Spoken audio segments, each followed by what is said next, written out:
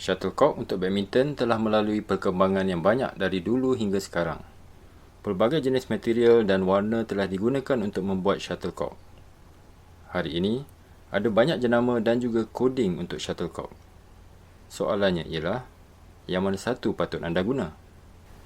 Shuttle yang baik dapat mencapai kelajuan yang sepatutnya, terbang dengan pergerakan yang standard, yang sepatutnya, dan tahan untuk kita gunakan sebelum ianya menjadi rosak. Untuk mencapai ketiga-tiga perkara ini, biasanya memerlukan spesifikasi material yang tinggi, dan resepi unik ini yang telah menghasilkan satu daripada peralatan sukan yang paling unik dalam sejarah. Syarikat pembuat shuttlecock telah membuat pelbagai usaha untuk memenuhi kesemua kriteria itu dalam shuttlecock mereka. Bagaimanapun, mereka juga perlulah mematuhi undang-undang standard untuk shuttlecock yang ditetapkan oleh Badminton World Federation, BWF. Shuttle perlulah ada 16 bulu yang ditanam ke dalam base atau bahagian bawah shuttle. Bulu juga perlulah berukuran antara 62mm ke 70mm bila diukur dari hujung atas bulu ke bahagian atas base. Hujung bulu pula perlulah disusun membentuk bulatan dengan diameter antara 58mm ke 68mm. Bulu perlu diikat dengan rapi dengan benang atau apa-apa material yang sesuai. Base-nya perlulah berukuran antara 25mm ke 28mm diameter dan berbentuk bulat di bahagian bawahnya. Dan akhir sekali, berat shuttle hendaklah di antara 4.74 sehingga 5.5 gram. Perkara pertama yang perlu diperhatikan untuk memilih shuttlecock adalah materialnya. Shuttlecock terbaik yang digunakan oleh pemain profesional adalah diperbuat daripada bulu angsa. Shuttlecock yang kurang kualitinya adalah diperbuat daripada bulu itik. Dan ada juga shuttlecock yang diperbuat daripada material sintetik. Mungkin ada antara anda yang terfikir, kenapa hanya bulu angsa dan itik? Kenapa tidak bulu ayam contohnya? Sebenarnya, ada yang telah mencuba sebelum ini.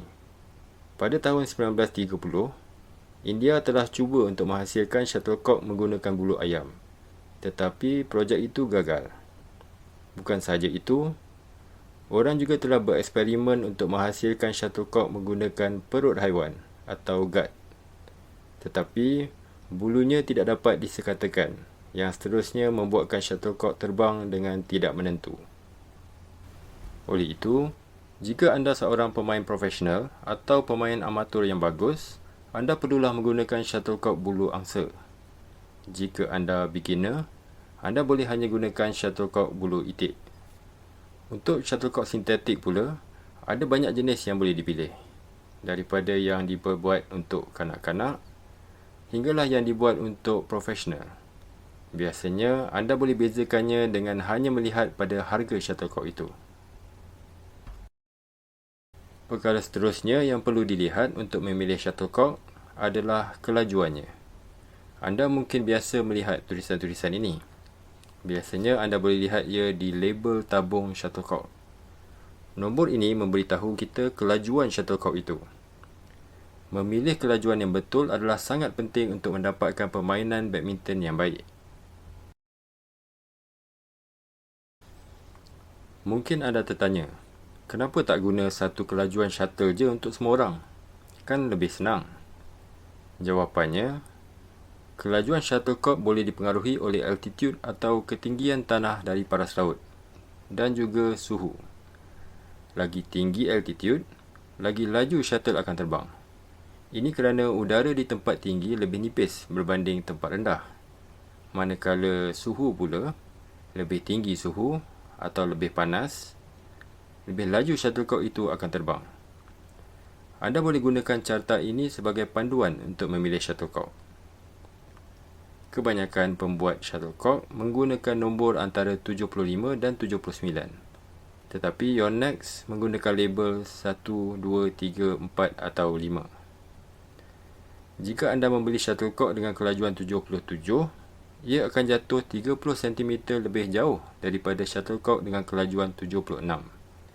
Setiap shuttlecock yang berturutan kelajuan akan ada beza 30 cm antara mereka. Satu lagi sebab adalah badminton sepatutnya menjadi satu permainan yang semua orang dapat enjoy bermain. Ini bermakna, jika seorang pemain profesional boleh melakukan pukulan lob dari satu belakang gelanggang ke belakang gelanggang yang satu lagi, pemain badminton kanak-kanak juga sepatutnya mampu buat begitu. Kita dapat capai objektif ini dengan menggunakan shuttlecock yang lebih laju untuk kanak-kanak atau pertandingan junior, dan shuttlecock yang lebih perlahan untuk pemain profesional. Bagaimana cara yang tepat untuk memilih shuttlecock? Ada cara yang standard di dalam manual BWF mengenai cara untuk menguji kelajuan shuttlecock. Malangnya, tidak ramai yang menggunakan ataupun tahu mengenai cara ini. Adakah anda perasan dua garisan kecil ini di dalam gelanggang? Dan kenapa dua garisan itu ada di situ? Ia sebenarnya adalah garisan untuk kita mengukur kelajuan shuttle kita. Untuk melakukan ujian itu, mula-mula kita perlu berdiri di belakang garis paling belakang gelanggang, di luar gelanggang. Kemudian, pukul shuttlecock dengan menggunakan pukulan underarm stroke, seperti hendak membuat servis tinggi. Shuttle hendaklah mengenai raket betul-betul di atas garisan belakang. Shuttle perlu dipukul ke arah atas dan depan, selari dengan garisan tepi gelanggang. Shuttlecock dengan kelajuan yang betul akan jatuh tidak kurang daripada 530 mm dan tidak lebih daripada 950 mm daripada garisan paling belakang, seperti yang ditunjukkan dalam gambar rajah ini. Dengan kata lain, shuttlecock mestilah jatuh di antara dua garisan ini.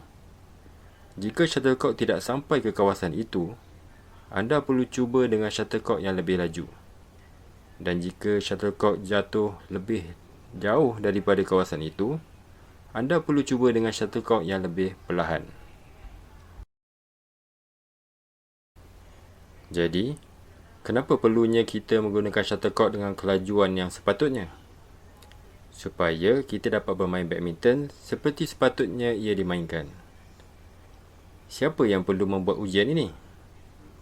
Di dalam pertandingan, biasanya referee akan memanggil satu atau dua pemain yang akan bermain di dalam pertandingan itu untuk melakukan ujian itu. Ini bermakna, di dalam pertandingan profesional, pemain profesional sendiri akan lakukan ujian itu. Dan di dalam pertandingan junior, pemain junior lah yang perlu melakukan ujian itu. Sebabnya, lain level pemain, lain umur, lain jantina, maka lainlah juga paras kekuatan dan juga skill. Apa akan jadi jika anda menggunakan kelajuan shuttle yang salah? Jika anda menggunakan shuttlecock yang terlalu laju untuk anda mungkin akan susah untuk kontrol penerbangan shuttle itu. Dan juga, anda mungkin akan rasa yang pukulan anda kuat, seperti smash anda sangat laju. Tapi sebenarnya, shuttle itu yang terlalu laju untuk anda. Dan jika anda menggunakan shuttle yang terlalu perlahan, anda akan terpaksa memaksa diri anda untuk memukul sekuat hati untuk memastikan shuttle sampai ke bahagian belakang gelanggang.